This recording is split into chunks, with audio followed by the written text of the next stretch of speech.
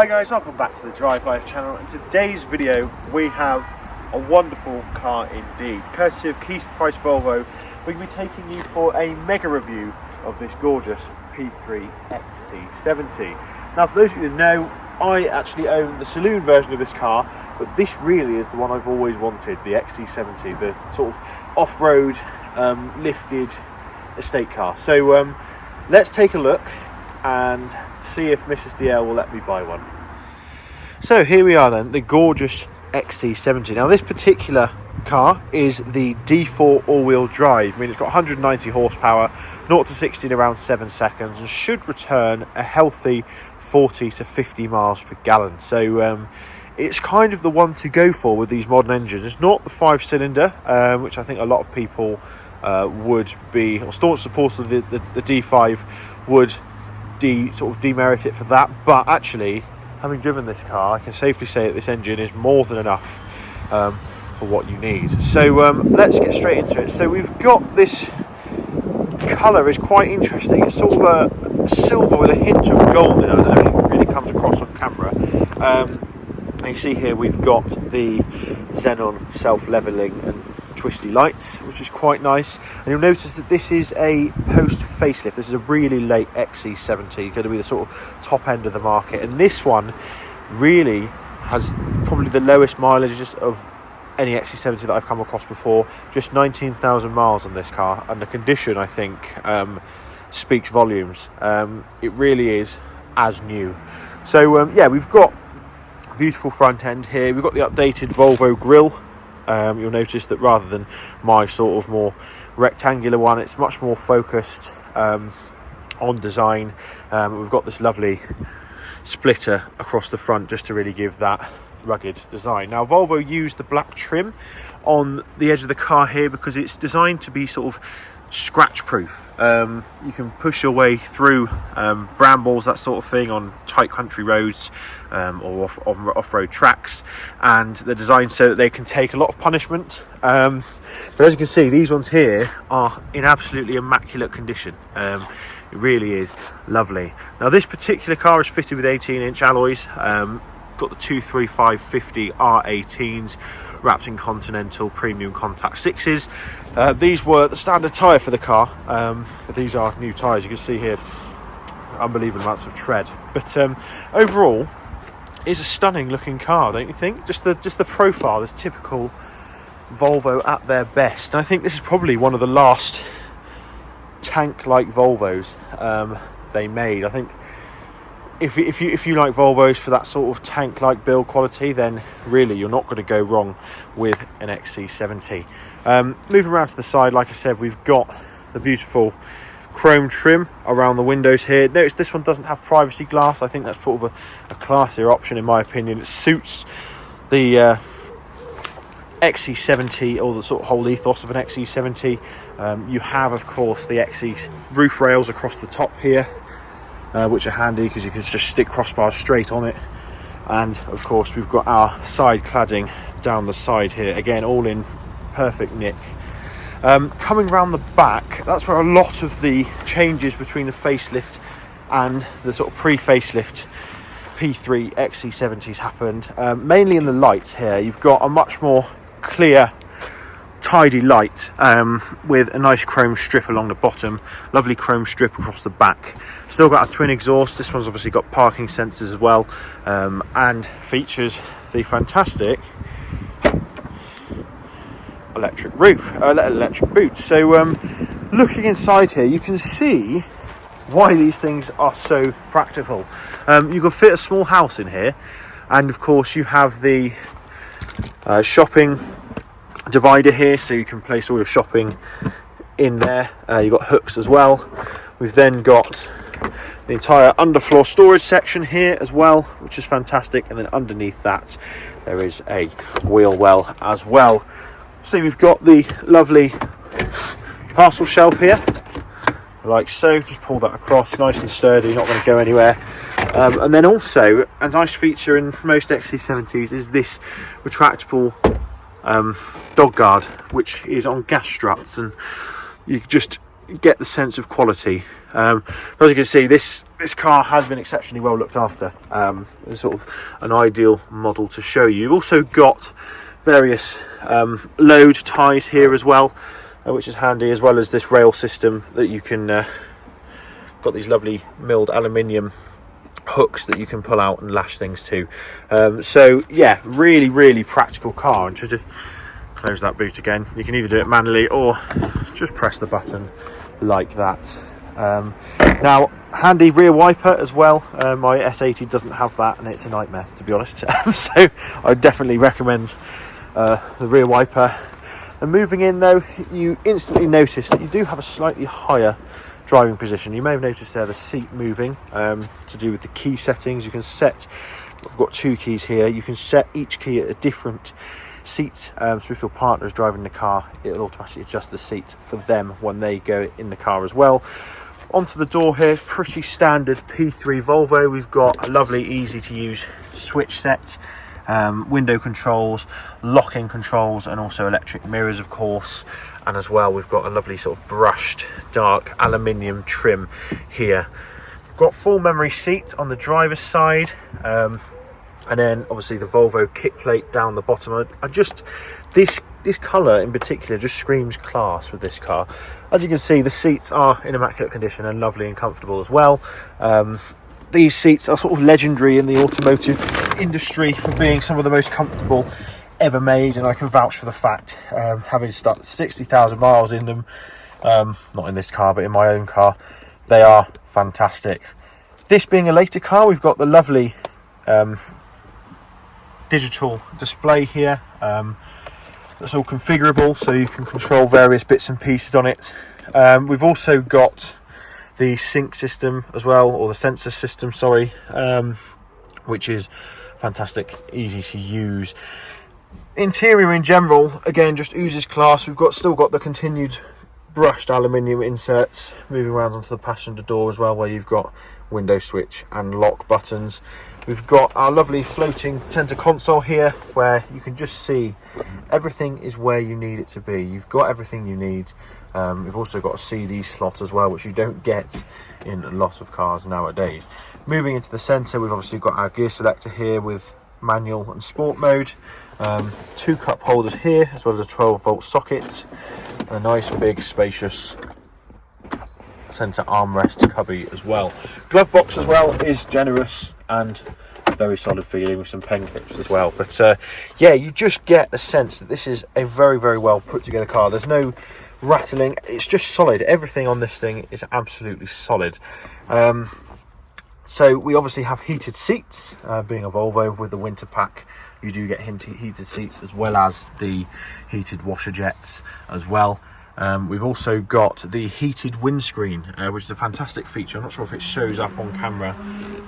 Triplex technology, where it actually has tiny little elements in the windscreen that melt the ice. Again, the Scandinavian sort of genius coming through there. Climate controls are all lovely and intuitive. If we just turn the ignition on, you can see the car comes to life. And this display really is lovely, how you've got the speed on the outside, the speed on the inside here. If we start this little D4 engine up, you can see you've got everything you need here. It's telling me off for not having my seatbelt on, of course, and that is controlled here, so you can scroll through different displays. You can see we've got 22 mpg, where I've just driven it out the showroom into this car park. You've got a rev counter, temperature, which you don't get in earlier cars, which is a nice addition, and your gallons per hour there as well, and your fuel economy. So nicely laid out. I think this is one of the nicest digital dashboards ever, just because you've got that combination of sort of analog stuff and digital stuff, and the physicality of that actual binnacle there is just lovely. To be honest, it is really nice indeed. Key obviously goes in the dashboard here, and we've also got the start stop button with a nice little chrome ring, as well as our hazard lights there. Now this central screen is controlled using these dials here. You can see we've got our selection of radio stations. Press exit, you can go back to the main menus, as well as the fact you can you've got these sort of buttons that will jump there, so you can press nav. We'll get our navigation here. You can see that we're in Abergavenny. Radio, got radio. Now you have Bluetooth music in this car, which is nice. You've also got USB, iPod, an actual hard drive in the car, so you can preload songs onto that, which is fantastic. And also you've got your auxiliary input as well. You can use this dial as well to tune the sounds to how you like it. The sound system in the car is fantastic. As you've also got your car settings here as well. So it tells you obviously the date, your car in particular, and you can change and fiddle to your heart's content with all the systems. You also got the Drive E system, which will give you an eco driving guide, so you'll actually tell you all of these things and how to really optimize your Volvo, which is quite nice. You see you've got little prompts there as well, so it is just really a nice easy system to use. The only thing I would say is that, like in the earlier P3s, it's not the most intuitive in the fact that most people, to select things, you would push the button down that you're twisting. In this car you have to press the OK or exit, so that's just something to get used to. Other controls here as well, you've obviously got your heated windscreen, heated rear screen there. You've also got the internet, which you can operate on the main screen. We've got our lovely intuitive controls here. Obviously the AC is ice cold in this car, and you can control the direction of the airflow as well, all of which is actually displayed on the center screen up here along the bottom. So you can see as I turn the fan up, it's all displayed on there. You've got our displays, and also you can see the level that your heated seat is on, which is quite cool indeed. Now, this being an XC car, you get hill hold assist down here, which is quite nice. I probably don't think we'll show that today, but essentially what it does, hill descent control. It allows you to, you set your speed that you want to go down, and the car will use all of its clever technology and computers to work out the best way of going down without gaining too much speed or crashing, which is ideal.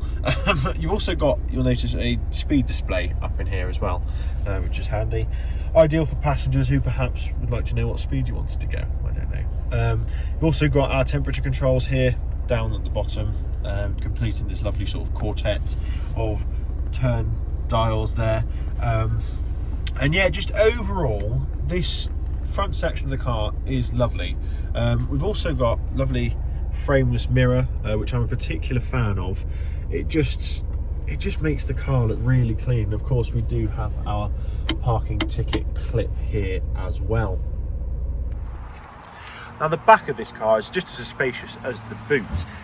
You've got 3 lovely appointed seats here. We've got 3-point seat belts on all of them, isofix points on the 2 main rear seats, as well as a lovely armrest here as well, with the fold-out cup holders, which is always a nice addition.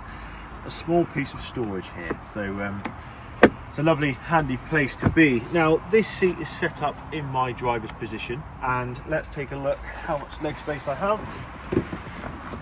Absolutely loads. It's like a limousine back here. Nice amount of foot room as well, headroom. I mean, I'm 6'2" and no issues whatsoever. Mrs. DL might argue that I'm actually 6'1", but I like to say I'm 6'2". We've got a 12-volt socket in the back here for charging, etc. Handy mat pockets as well on the seats, and it's actually quite a nice sort of Scandinavian weave design, which I quite like. Now, interestingly, this car, because obviously it's so practical, you actually drop this front seat down completely. So I'll show you how to do that quickly. There's a small lever either side here, and the seat fold all the way down, so you can get all of that IKEA furniture in. It will fold all the way down. I've just got it moved too close so it touches the dashboard at the moment. But another handy feature that Volvo builds into their cars. Now, of course, you can drop the rear seats here using the latches here.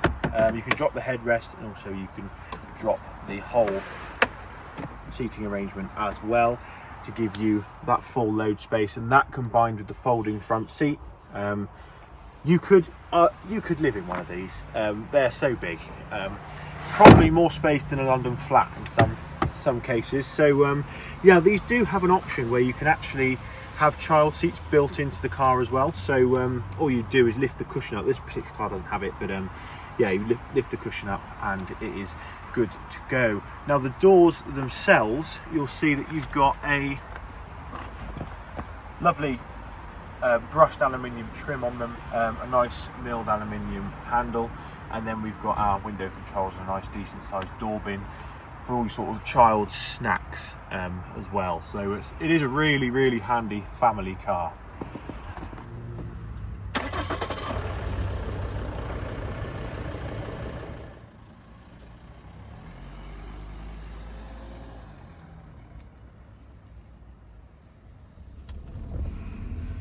Okay then, so let's get this car out on the road. We're going to start with a dual carriageway. These cars love to cover massive distances. We obviously drove our S80 to the Arctic Circle, 5,000 mile trip, and it was fantastic at just munching miles. So let's see how this car does cruising. Be interested to see as well what sort of MPG it averages on that cruise as well. So nice pickup. And in this car we've got the TF81 SC transmission, which is the 8-speed. It's the same 6-speed as in the previous generation or the pre-facelift, but it's got 2 overdrive gears as well, which means it enables it to get that better fuel economy, but also just means that it's revving lower and is quieter at speed. So I'm going to put my foot down now just to see what the pickup's like. We're up to temperature and everything. We'll just let this lorry move out the way. We've got a nice clear. And you can see that the whole car squats down, and it is ample pace to get going on a dual carriageway. That's as much as you need, I think. And then, as you can see, at these speeds, it is exceptionally quiet. I've just set the cruise control to 70 miles an hour, and you can have a normal conversation without raising your voice in extreme comfort. And we're averaging around 50 miles per gallon at this speed, which is ideal, really. And yeah, as you roll onto the brakes and come down into this roundabout, it's just a lovely, serene place to be. It's typical P3 Volvo, typically nice and isolated from the outside world. You're gonna finish your journey in this car more relaxed than when you started, which I think is one of those things that's just so typically Volvo, something that they get right so much in these larger cars. But with the P3 generation, it's the best of both worlds, because you also get enough feeling to enjoy the drive, so that the steering is nicely weighted. It's not too hard work, but you do get some feedback from it. We'll just see how she holds around the roundabout.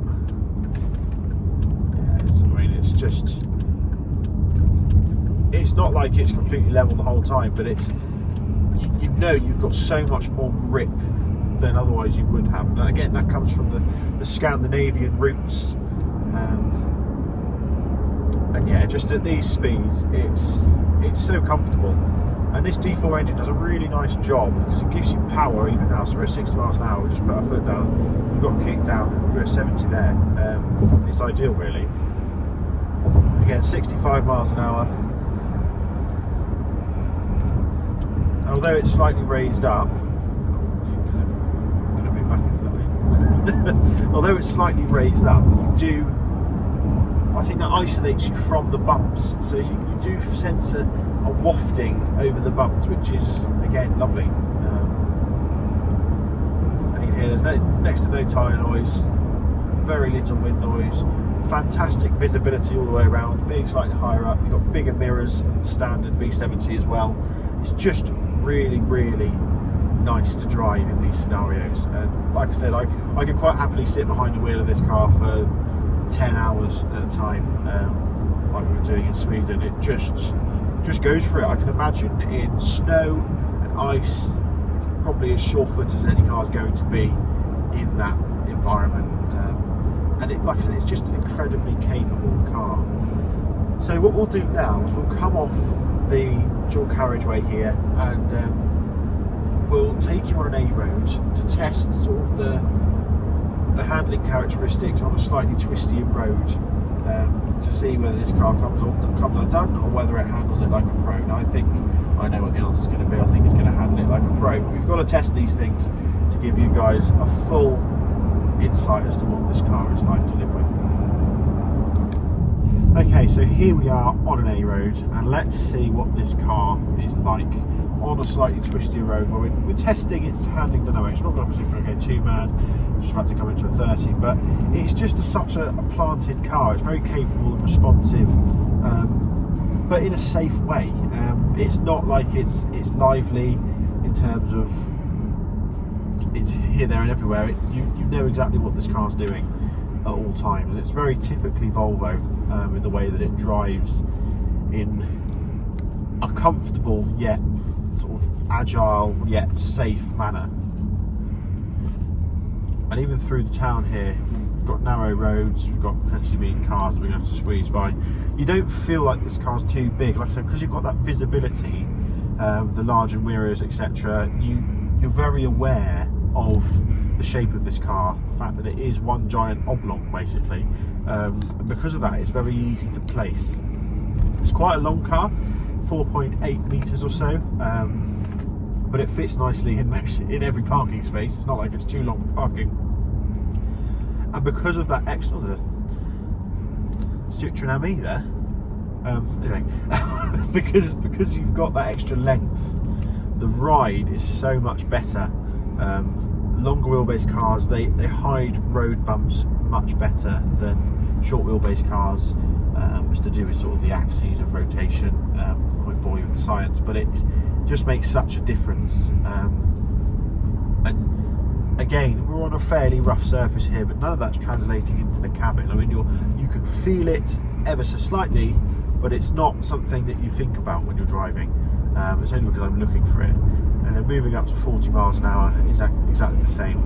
You feel like there's no bend that you couldn't take at the speed limit in this car, which obviously is testament to the way that it's sort of so planted as well. But you don't feel like you want to push the speed limit either.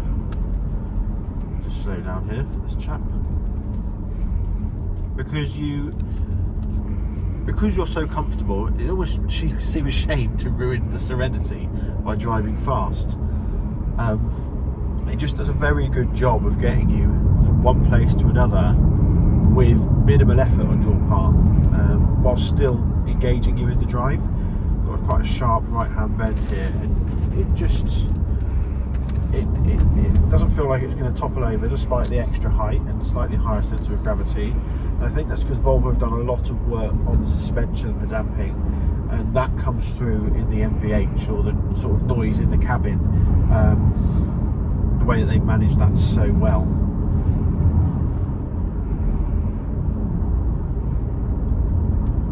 And this gearbox as well, you don't notice what it's doing. When it's cold, it's a bit like the gearbox in my car. It's essentially the same gearbox. You notice the odd gear change every now and then, but it's so nicely calibrated with the engine.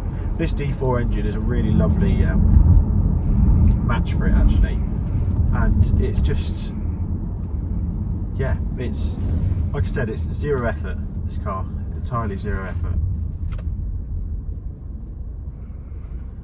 We're coming into a Welsh 20 mile an hour zone, which they've introduced since COVID. Like I said, that's a nice car as well, Land Cruiser. And I think this car has what sort of Land Cruisers have, in the fact that they feel like they're going to last forever. It's like it's been hewn from a block of granite. Everything you touch is just solid. But Mrs. DL was just commenting how comfortable it is, how the materials feel like they're going to last forever, how if you wanted to buy this car as sort of a forever car, it would last that amount of time, provided you look after it, service it, all that sort of stuff as well. All the controls are nicely laid out. Obviously you've got your high beams, indicator stalk and everything like that, all literally to hand here, and it just really is lovely no matter what speed you're going. So our final instalment of our mega reviews that we like to do is the town driving. Now towns have a lot of sort of broken road surface, stop and start, so it really does highlight whether a car is well put together and smooth to drive. And I'm glad to say that the XC70 is fantastic in that regard. Like I said, it lightens the steering at lower speeds, which makes town driving something you don't even think about. There's a bit of a theme to this car. It just makes life so easy, which is nice. Again, the size of it, despite being long, it's not too wide, and because you've got so much good visibility, it doesn't seem to affect things very much at all. Now, reverse sort of parking in car parks, etc. The sensors are great. They do give you a lot of information. They give you a quick display on here as well on the screen, so you can judge how sort of far you've got. And it's just, yeah, nothing phases you, and it's nice to know that at these speeds, if that old lady were to fall over into the road, the car would automatically stop itself. If one of those dogs would jump out into the road, the car would stop itself. It's got your back the whole time, which I think is pretty invaluable, because you don't just want to go through that sort of thing, to be honest, and it takes that worry away from you. If I hadn't seen this car stop, for example, the car would stop for me. It would warn me, and there's the stop start there as well. I'll just wait for these people to come through, but when it stops, it's even more peaceful. It's crazy. Just like that again, you get going, and it's, yeah, like I said, just a lovely spot to spend time in. And that suspension, it's just got that bit more give in it, which makes it lovely and smooth over bumps. Now, in addition to the city safety, we've also got the I'm just going to wait for these people to get out of the road. They're not in too much of a hurry. But if I was to hit them, they'd be saved, because we have a pedestrian airbag under the bonnet as well that comes up over the windscreen and protects them from serious injury. Not that we would have done, but, and that's as well if the car doesn't stop you beforehand. So yeah, and this is a really good test, because we're now on a rough bit of road coming into this castle here. We're coming to a dead end. You can tell I don't know Abergavenny very well, but this has been a great opportunity to show how you can turn this car around. So if we just get Mr. DL to pan around and show, we're in quite a tight space. We've got that gateway here, and let's test how easy this car is to turn around. So we're adapting and overcoming on this review today. It wasn't the road that I thought we were on, you see.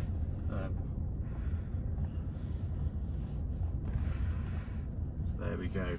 We're going to push the foot down hard. We've got hill hold assist. Then we'll go to reverse. There's a chap who's made the same mistake as me as well, so I'm not too concerned. And again, these manoeuvres, although it's a tight space for a big car, we've got plenty of visibility. And on the screen here, you can see I've got a display of sort of my distance to parking. And there we go. Tight turning circle. Nice 3-point turn. We can crack on again, and now the same pedestrians are in the way again. No one's in a hurry here, as you may have noticed.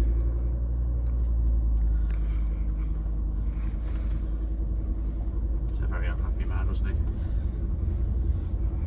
But yeah, like I said, to live with, this car's easy. None of it's stressful. There's nothing stressful about this car whatsoever, which is fantastic. So let's, as we drive back to Keith Price, give our final thoughts. I didn't think they were going to stop then, but again, if they hadn't stopped, the car would have stopped. I do like the city safety system. It's very clever. So final thoughts then. Well, I can't find anything wrong with this car at all. We've returned on our trip between, I think it's about 45 miles per gallon, doing a combination of different roads. It's been so comfortable. I almost haven't noticed the fact that I've been driving for nearly an hour. It's a strange place to stop, isn't it? I'll let this chap out. And you just feel like you could be nice to everyone, even though he's driving along with his phone in his hand. You could just feel nice. You don't feel in a rush to get anywhere. You're just enjoying the ride, and it makes you fall in love with driving again. Practicality wise, I don't think this car can be beaten. Whether you buy an SUV or anything like that, no SUV or crossover is going to have the practicality of this car. They're not going to drive as well, and they're not going to be as much of a pleasure to own. These stand out. There's not that many of them around, and when you see them, they all wear their age. Some of these cars now are 15 years old, and they wear their age so well.